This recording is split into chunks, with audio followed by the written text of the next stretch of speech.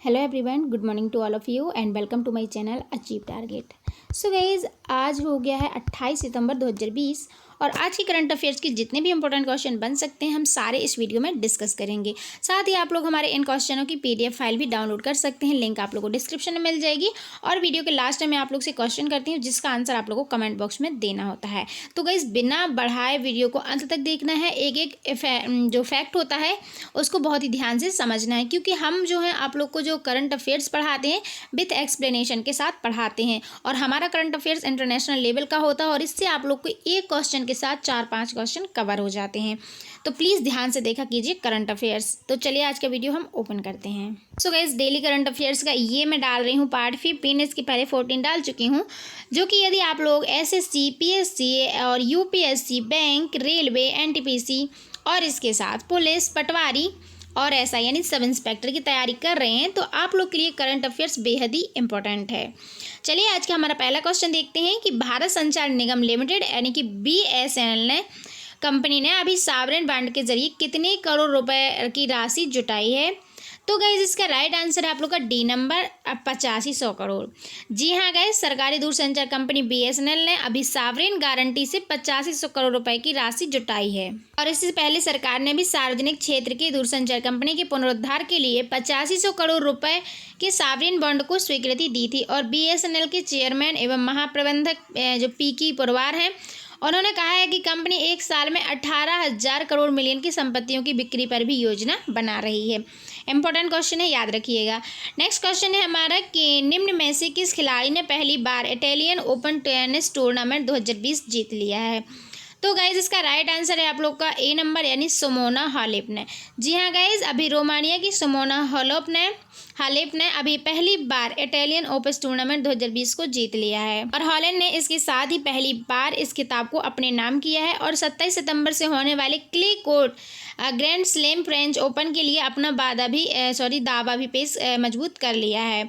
Simona Halep एक check गणराज्य की कैरोलिना प्लिस्कोवा के बीच यह 12वीं बार मुकाबला था, जिसमें हालेप ने 8वीं बार जीत हासिल की है। हालेप इससे पहले 2017-18 में फाइनल में भी इलिना स्वितोलिना में हार गई थी।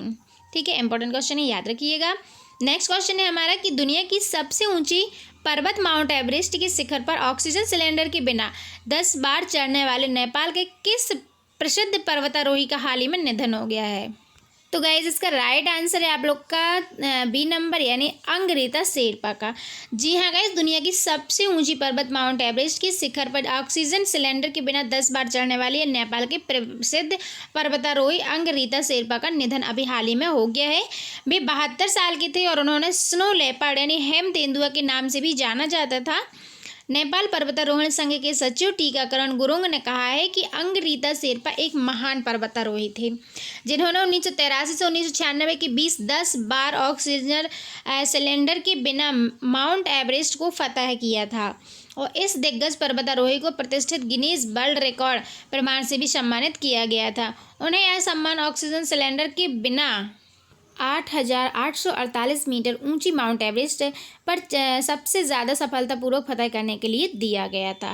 ठीक है, बहुत ही इंपॉर्टेंट क्वेश्चन, याद रखना है गाइस। गिनीज वर्ल्ड रिकॉर्ड ये एक विश्व रिकॉर्ड होता है और यह उन्हीं लोगों को सम्मानित किया जाता है इससे जो बहुत ही ज़्यादा महान होते हैं या महान कार्य करते हैं।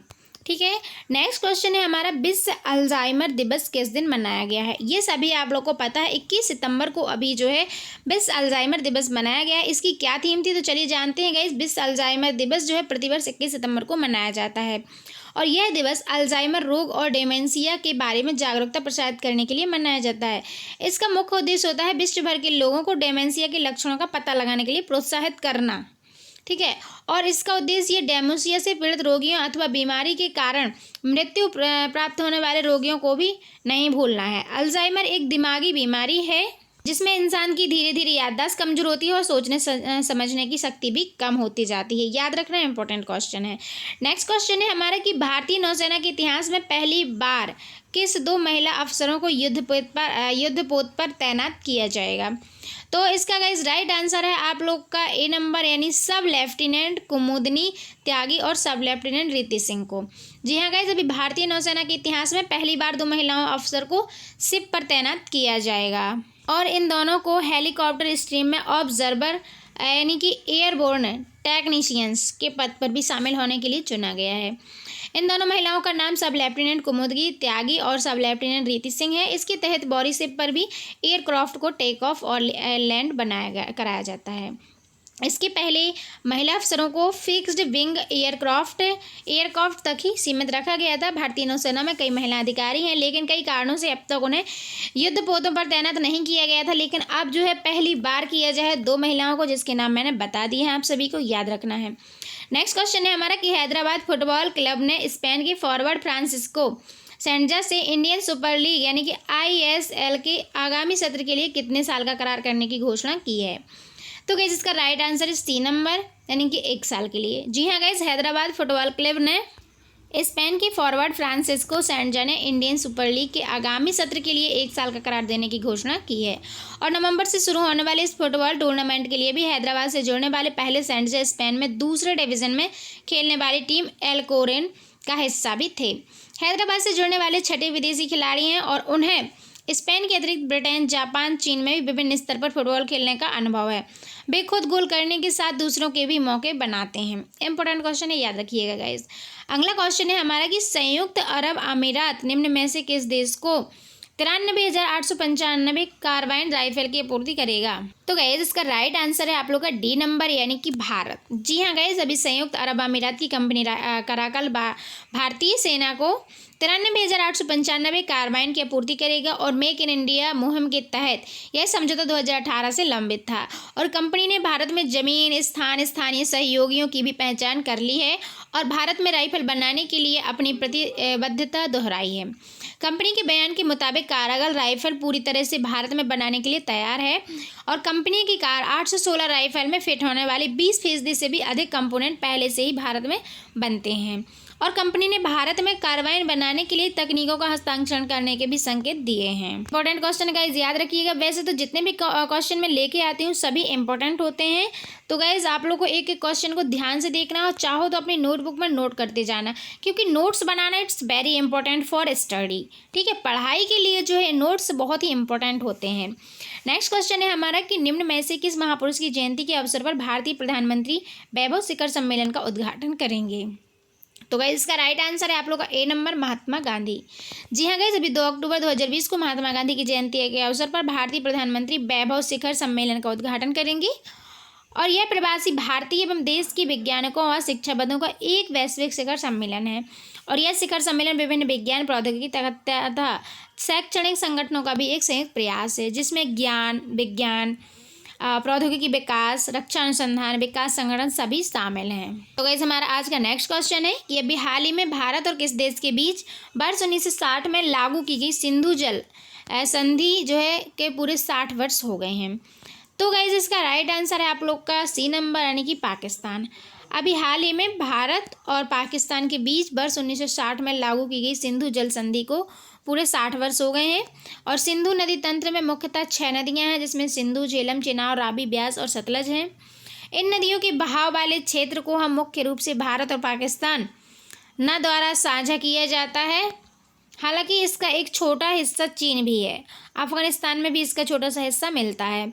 और 19 सितंबर 1960 को विश्व बैंक की मध्यस्थता से भारत और पाकिस्तान के बीच कराची में सिंधु जल संधि पर हस्ताक्षर किए थे।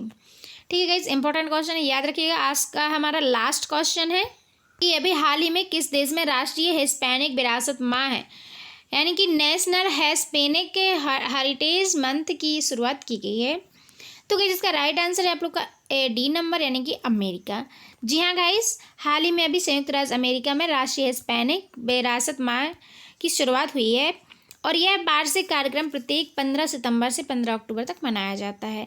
संयुक्त राज्य अमेरिका के राष्ट्रीय हिस्पैनिक विरासत माह में उन अमेरिकी नागरिकों के इतिहास, संस्कृति एवं योगदान का सम्मान किया जाता है जिनके पूर्वज स्पेन, मैक्सिको, कैरिबियन एवं मध्य दक्षिण अफ्रीका से आए हुए हैं।